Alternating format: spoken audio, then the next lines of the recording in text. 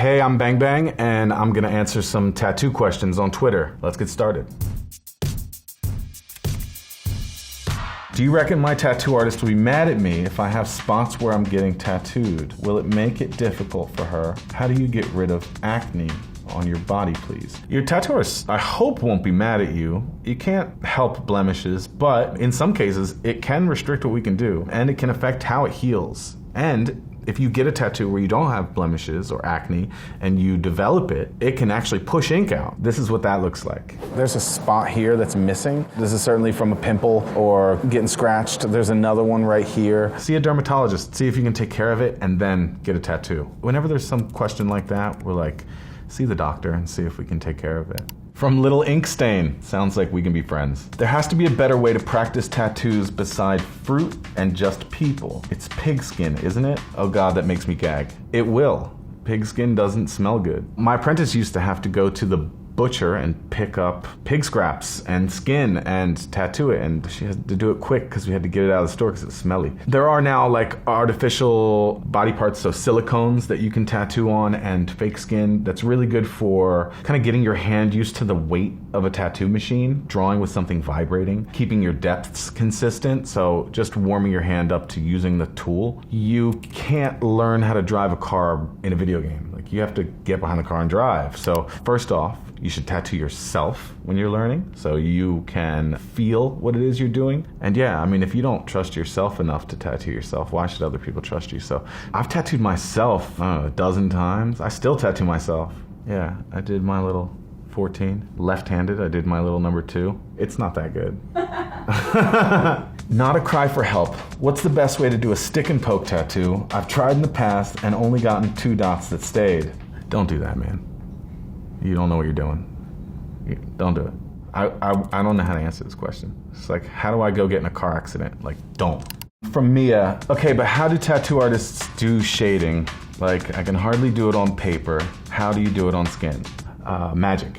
Pure magic. There's a lot of variables that go into tattooing. The needle densities, how they're laid out, depth and pressure, speed of our machine, and then also how diluted the ink is. So we use several different tones to make it happen, and we kind of all blend it together. Let me show you how that's done. When we're tattooing, we use several different types of needles, different groupings, different sizes. One that's most specific to shading is called a mag, and it's very much like a brush. This one is 15 needles, and they're stacked on top of each other. The technique is really to move that across the skin evenly, consistently, without damaging it.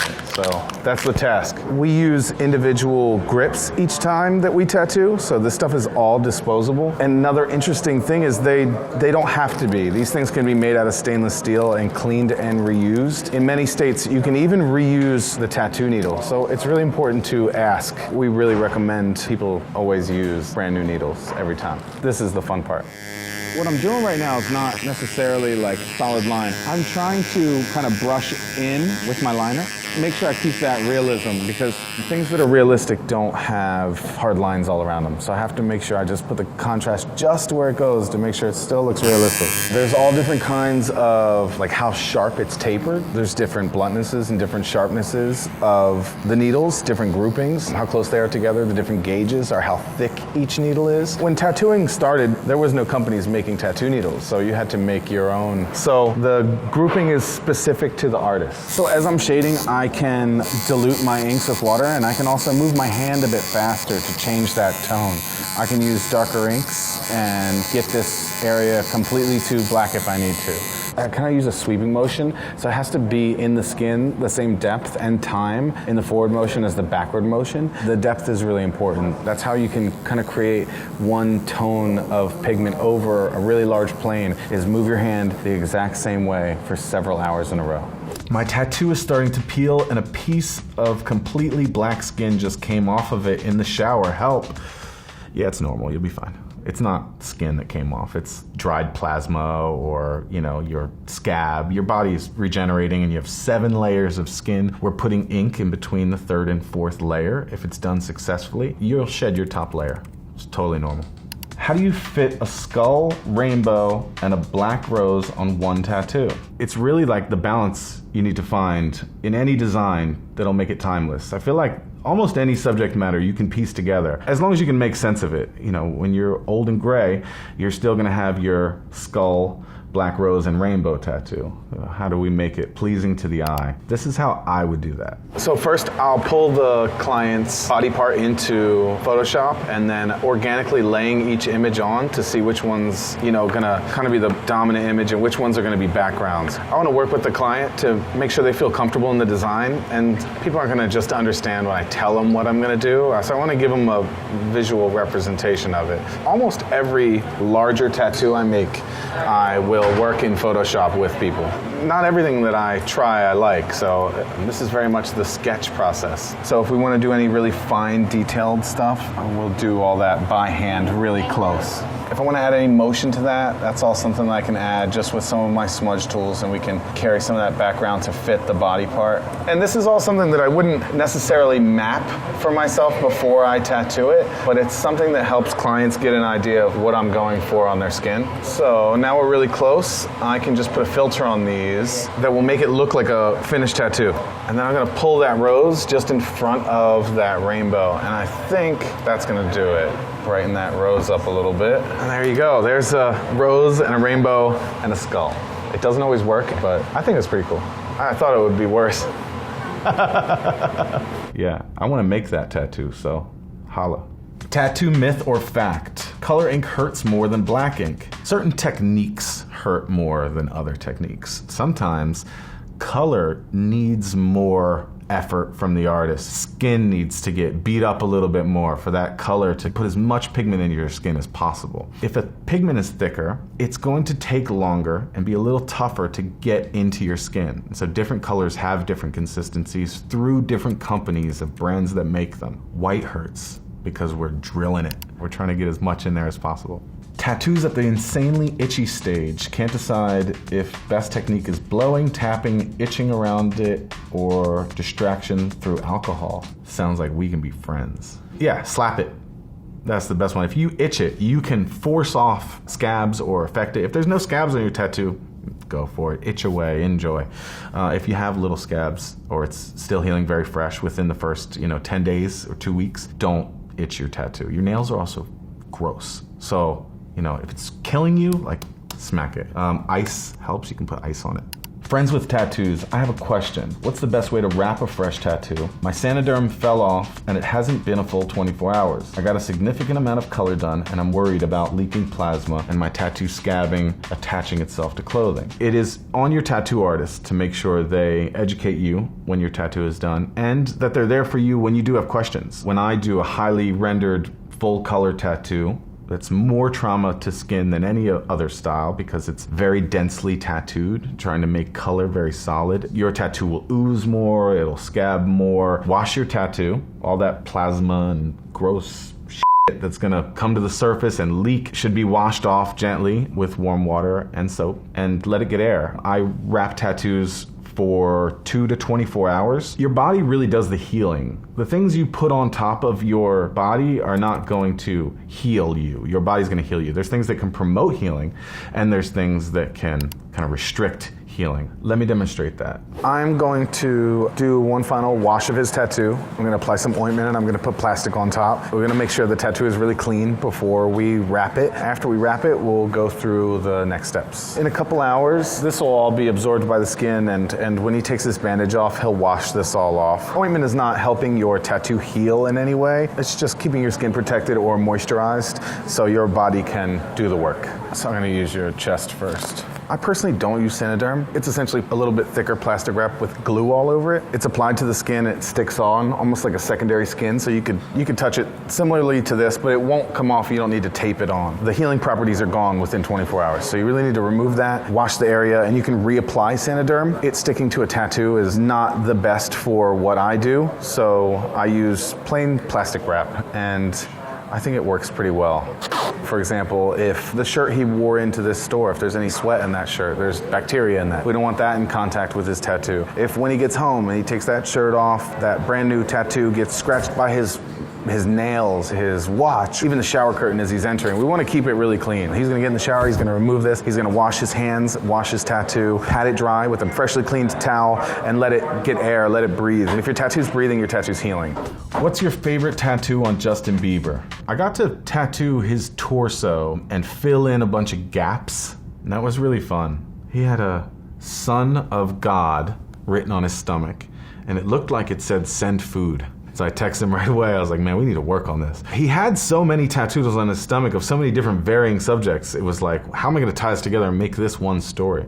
So he had a big cross, send food, an eagle, a bear, and a lion. And I was like, all right, well, how do we tie all this together? So we used some reference of old Renaissance paintings of religious works, try to tie a story of religion and spirit, treating these animals like they are his spirit animals or his protectors, and then treating the rest of his torso in the subject of religion. That was challenging. I wish that I could have a blank slate and tattoo him without all the obstacles, but like I kind of like the challenge, so I think that's my favorite. He's got a bunch of crummy ones and he knows it. So do I. When you have a bunch of tattoos and you're kind of a little loose about it, you're gonna get some crummy ones.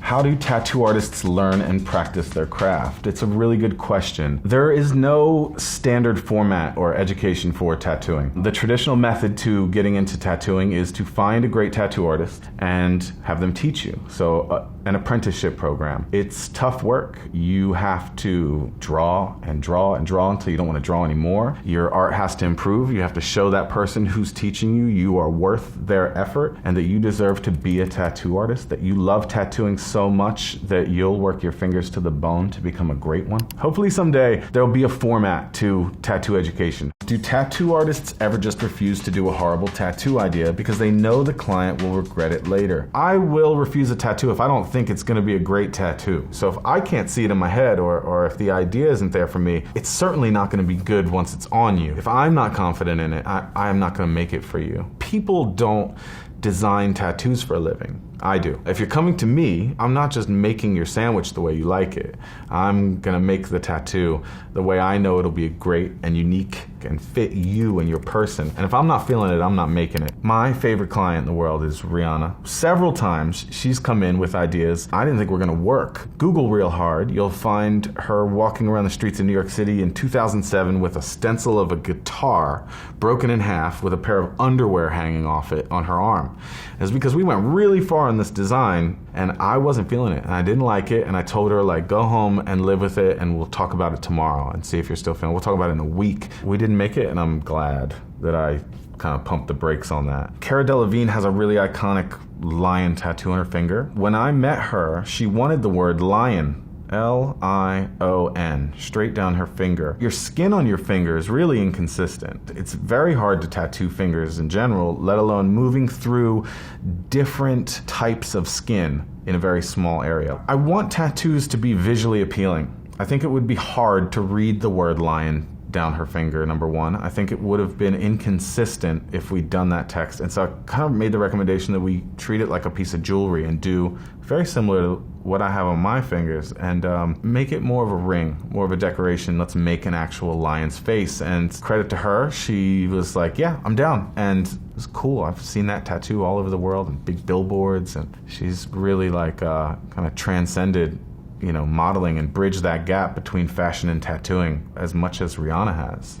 Yo, what happens if you get a big ass tattoo on your thigh or something and you lose a bunch of weight and your thigh is super tiny now? Your tattoo's gonna be super tiny now. Tattoo's gonna move with your skin, so if your skin changes shape, size, your tattoo will do the same. Oftentimes the reverse thing happens if someone gains weight. Your tattoo can grow or it can migrate. Based on where the skin stretches from, the tattoo will move. If your tattoo is on a point where your body is stretching from, the tattoo will stretch. This happens on pregnant women on their stomachs, and sometimes it can come back to normal and be just fine. And sometimes it won't. Stretch marks can move through a tattoo and really distort the image. Do artists at Bang Bang know how to tattoo colors on brown skin?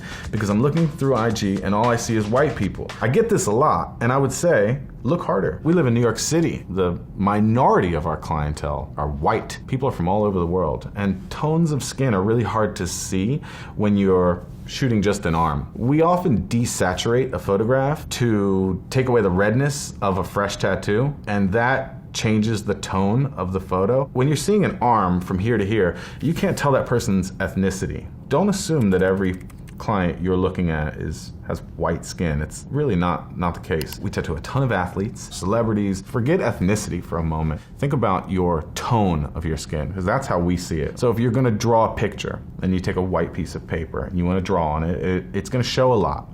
And if you take a darker piece of paper and you use a yellow marker on it, it's not going to come through. But if you use a darker tone like a red, blue, in some cases greens, they come through a lot more. So based on the hue of someone's tone, we kind of pick which colors are going to work best. This question always upsets me because I feel like people feel left out, and you're not at all. I think you just can't tell what ethnicity people are in our photos. So yeah, don't feel that way. Sorry it comes off that way. What's the worst tattoo you have ever seen? So many celebrities are running through my head that have bad tattoos, and I don't want to be that guy. I think my least favorite tattoo that I've seen, just a really big tattoo of huge roses, larger than life, on someone's whole butt. That's not super attractive. From Laura, how do tattoo artists draw perfect circles? With extreme difficulty. Tattooing is very stressful. There's nothing that shows imperfection like a circle or two circles right next to each other. It's like really easy for the eye to see mistakes. We do it really carefully, really slowly, and we kind of dive in and hope. At the end, we're like, whew, all right, I made it. Tattoos, do you have any? If you do, what's your favorite one? I have a bunch, but mine would have to be some of the faces I have. I've always really loved my hand tattoos. They're all really special milestones for me. I got the Statue of Liberty tattooed on my hand when I had tattooed in New York for 10 years. And I got the Empire State Building tattooed on my hand when I thought that I had opened the best tattoo shop in New York. And I have Mickey Mouse because I like Mickey. I hope I've answered your questions. I hope you've learned something, and I hope you go get great tattoos.